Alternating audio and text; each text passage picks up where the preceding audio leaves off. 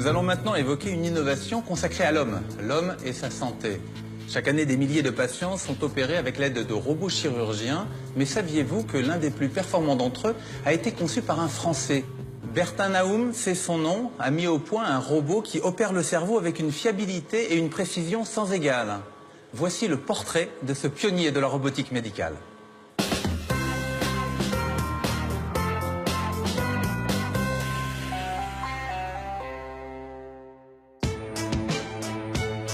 La robotique chirurgicale en Europe a trouvé son guide. Il est français, il s'appelle Bertin Naoum.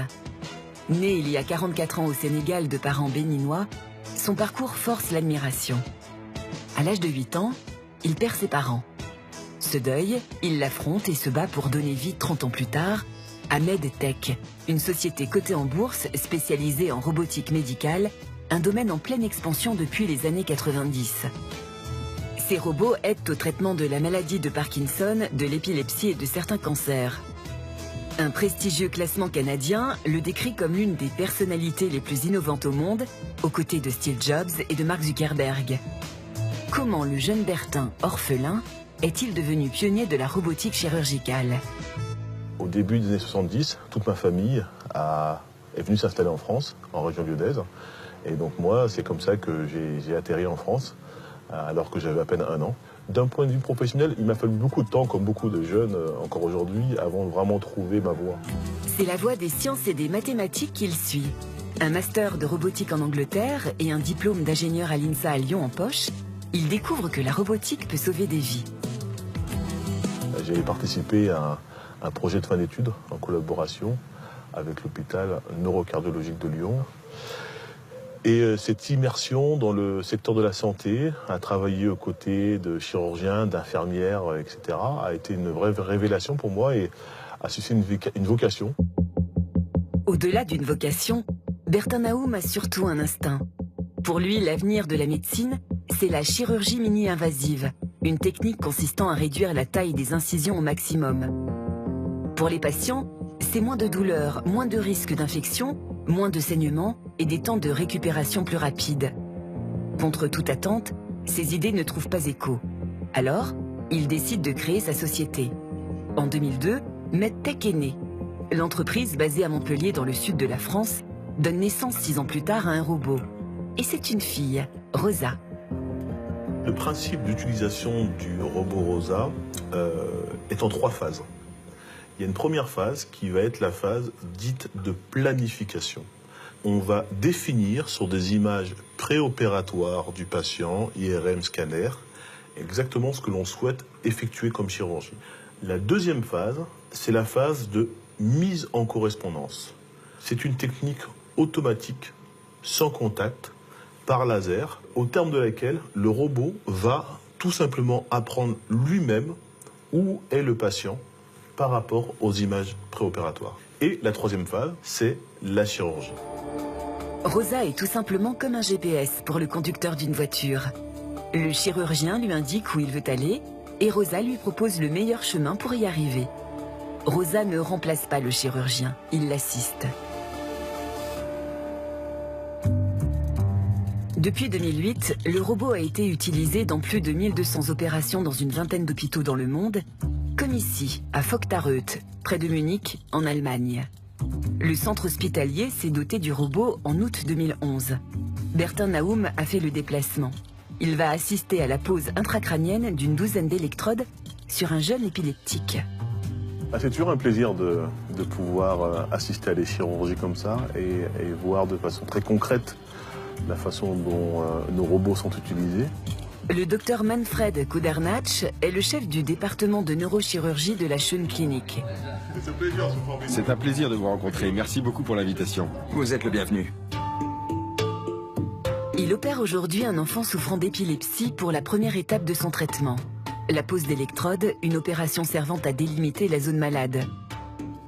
Cela démarre dans le bureau du chirurgien pour l'étape de planification. Le docteur Kundernatsch, entouré de toute son équipe, saisit dans le logiciel du robot la position exacte des électrodes à placer à partir des scanners du patient.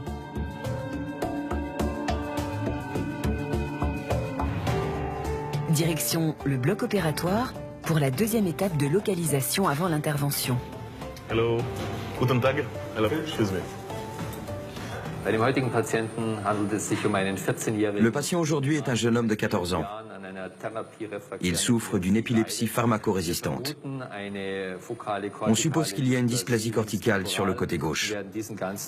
Nous allons couvrir cette partie-là d'électrode avec le robot. L'épilepsie est une maladie neurologique chronique provoquée par des troubles de l'activité électrique du cerveau. Les électrodes posées ici serviront à enregistrer l'activité du cerveau afin de localiser précisément la zone défectueuse. Cette zone est appelée foyer épileptique. Elle sera extraite plus tard au cours d'une seconde opération. Une fois la mise en correspondance, la localisation du patient terminée, le guidage peut être lancé. Donc le chirurgien va sélectionner l'une des trajectoires qui a été définie et le robot va positionner automatiquement un guide à l'endroit précis et en accord avec la planification. Ensuite, le chirurgien va pouvoir insérer un instrument, une électrode, une aiguille à biopsier, un endoscope, à l'endroit précis tel que cela a été défini sur les images préopératoires.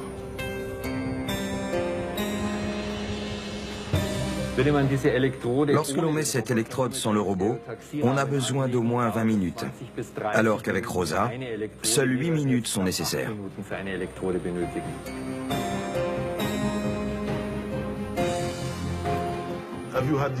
Avez-vous eu l'occasion de revenir en arrière et d'opérer de manière classique pour ce genre d'approche chirurgicale? Non, je ne ferai plus ça. Ça me prendrait trop de temps. C'est sous les yeux de Bertin Naoum que l'opération se termine. Tout s'est très bien passé. C'est presque un petit peu l'aboutissement de tous nos développements, l'occasion de pouvoir voir ce que font nos machines en conditions réelles. Nous ne sommes que des ingénieurs et donc on a besoin absolument du feedback et du retour des utilisateurs et des chirurgiens afin de pouvoir adapter nos technologies à leurs besoins.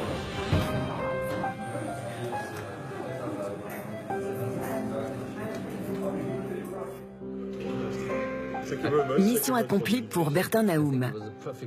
Retour à Montpellier pour voir le dernier né de la série, Rosa Spine. Ce robot dédié aux interventions de la colonne vertébrale possède un système de suivi en temps réel, appelé tracking. Le chirurgien peut ainsi faire face aux mouvements involontaires du patient, dû notamment à sa respiration. L'un des développements majeurs que nous avons dû intégrer, c'est un système de suivi qui va faire en sorte que le robot va suivre en temps réel les déplacements de la colonne vertébrale. C'est ce que l'on voit ici. Le robot va se déplacer de façon à ce que la position de l'instrument soit toujours la même. La sécurité est à son maximum. Ce nouveau système dit de tracking est vraiment révolutionnaire. Mais jusqu'où ira Bertin Naoum? Après la chirurgie crânienne, la chirurgie de la colonne vertébrale, je suis absolument convaincu qu'il y a plein d'autres domaines de la chirurgie qui sont potentiellement concernés par la robotique. Et j'ai bien sûr un certain nombre d'idées, mais wait and see.